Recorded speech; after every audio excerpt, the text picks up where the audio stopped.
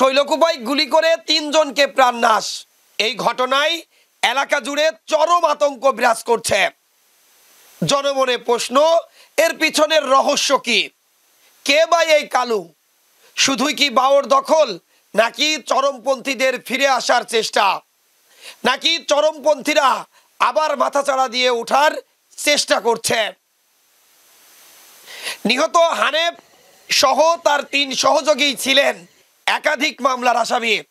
তবে নিহত হানেফ ইতিমধ্যে 18টিরও অধিক মামলার আসামি বলে জানা গেছে। এর মধ্যে একটি মামলায় তিনি মৃত্যুদণ্ডপ্রাপ্ত আসামিও ছিলেন। তার এই মৃত্যুদণ্ড হাইকোর্টে বহাল থাকলেও আওয়ামী লীগ সরকারের বিশেষ সুবিধায় তিনি মুক্তি পান। ঝিনাইদহের শৈলকুপায় গুলিতে পূর্ব বাংলা কমিউনিস্ট পার্টির আঞ্চলিক নেতা হানিফ সহ ৩ জনের নিহতর ঘটনায় এলাকায় চরম আতঙ্ক বিরাজ করছে। শনিবার ভোরে নিহতর লাশ শৈলকুপায় থানায় নিয়ে গেলে হানিফ ছাড়াও তার শ্যালক লিটন ও সহযোগী রাইসুলের পরিচয় নিশ্চিত করেন পরিবারের সদস্যরা।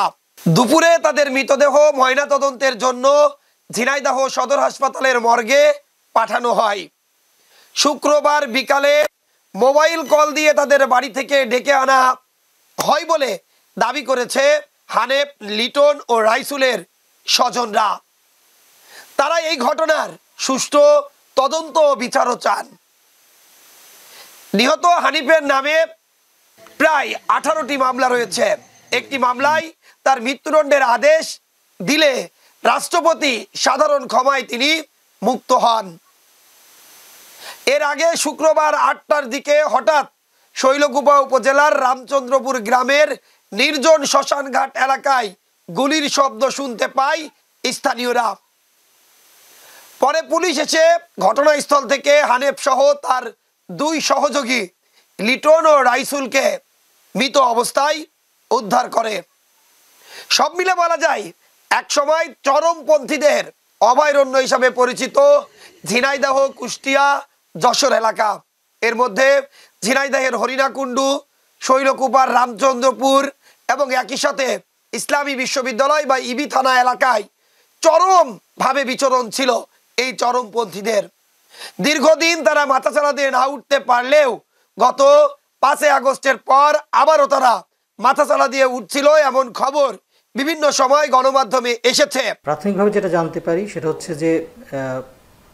যে হানিফ, যার কথা বলছি, সে পূর্ব বাংলা নিষিদ্ধ ঘোষিত সংগঠন পূর্ব বাংলা কমিউনিস্ট পার্টির আঞ্চলিক কমান্ডার ছিল। তার বিরুদ্ধে একাধিক হত্যা এবং অস্ত্র অপহরণ ও চাঁদাবাজির মামলা ছিল। নিহত হানিফ হরিণাকুণ্ডু উপজেলার কুলবাড়িয়া গ্রামের আব্দুর রহমান হত্যা মামলায় মৃত্যুদণ্ডপ্রাপ্ত আসামি ছিল। পরবর্তীতে রাষ্ট্রপতির সাধারণ ক্ষমা নিয়ে জামিন পায় মর্মে এগুলো জানা যায়। এছাড়াও হত্যাকাণ্ডের দায় স্বীকার করে জাসদ গণবাহিনী জনৈক কালু পরিচয় দিয়ে গণমাধ্যম কর্মীদের কাছে একটি হোয়াটসঅ্যাপ মেসেজও আপনাদের কাছে আসে, আমরা এটা পেয়েছি। আমরা এটা নিয়েও কাজ করছি এবং অবশ্যই যে হত্যার যে মোটিভ এবং হত্যার যে কারণ, এটা আমরা খুঁজে বের করার চেষ্টা করছি। এবং একই সাথে আমাদের যে নিহত যারা হয়েছে এর লাশ আমরা ময়নাতদন্তের জন্য মর্গে প্রেরণ করেছি। তারপরে ময়নাতদন্তের রিপোর্টটা আসার পর্যন্ত আমাদেরকে অপেক্ষা করতে হবে এবং কিভাবে কোথায় কী গুলিতে নিহত হয়েছে বা কোন গুলিতে নিহত হয়েছে সে সম্পর্কে আমরা আরও জানতে পারবো। এছাড়াও হত্যা মামলা গ্রহণের কার্যক্রম প্রক্রিয়াধীন রয়েছে। আর এছাড়া আমাদের সাথে সিআইডি, পিবিআই এই মামলাটির ছায়া তদন্ত করছেন। ইভেন র্যাব এবং সেনাবাহিনীর সদস্য ঘটনাস্থলে উপস্থিত ছিলেন এবং তাদের সহায়তায় আমরা এই ঘটনার যে মূল মোটিভ, কী কারণে হত্যাকাণ্ডটি ঘটেছে সেটা আমরা জানার চেষ্টা করছি এবং অচিরেই আমরা এটা জানবো ইনশাআল্লাহ। আচ্ছা, প্রাথমিকভাবে আপনারা কি পেয়েছেন যে আভ্যন্তরীণ জনযুদ্ধের আভ্যন্তরীণ কোন কি এই হত্যাকাণ্ড, নাকি প্রতিপক্ষ কোনো চরমপন্থী সংগঠনের দ্বারা নিহত হয়েছে?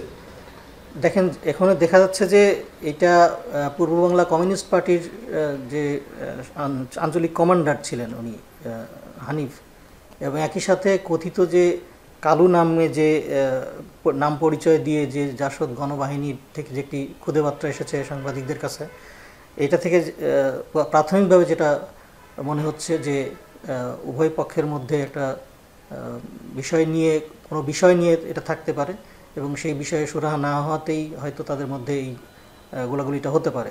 আমরা এটাও তদন্ত করে দেখছি। আমরা তদন্তটা সম্পন্ন করলে আপনার ডিটেলস জানাতে পারবো।